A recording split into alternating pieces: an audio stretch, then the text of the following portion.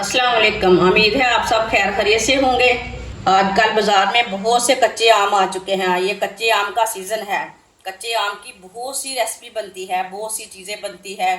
आज मैं आपके साथ शेयर करूंगी बहुत ही मज़े की चटनी। ये चटनी इतनी मज़े की बनती है कि पूछे मत। ये बच्चों को बड़ों को सबको बहुत पसंद आएगी।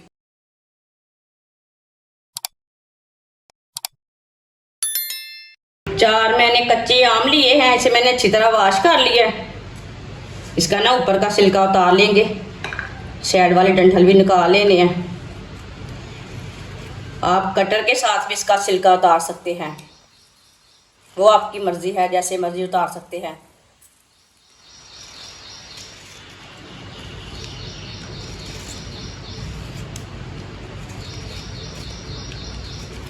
इसी तरह सारे कच्चे आम का ना छिलका उतार लेना। सबका छिलका मैंने उतार लिया है। इसे कट कर लेंगे।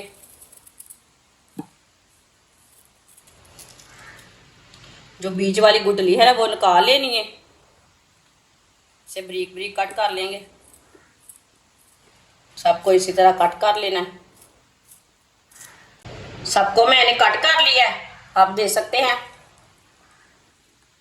अब ना इसे मशीन में डालेंगे कच्चे आम को।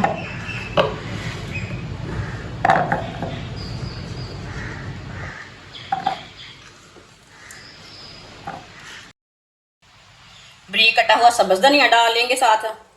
इसे मैंने अच्छी तरह वॉश कर लिया। आप साबुत भी डाल सकते हैं।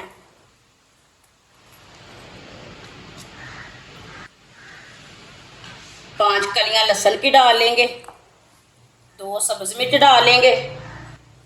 एक टमाटर डाल लेंगे, कटा हुआ टमाटर डाल लेंगे। आप इसके दो पीस करके भी डाल सकते हैं। आधा चम्मच नमक डाल लेंगे, नमक जरूरत के हिसाब से डाल सकते हैं। आधा चम्मच पिसी हुई लाल मिर्च, आधी चमची धनिया पाउडर, आधी चमची जीरा पाउडर, साथ में आधा कप पानी डाल लेंगे।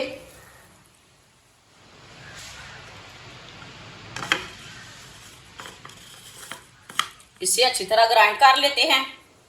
अच्छी तरह मैंने ग्राइंड कर लिया चटनी को।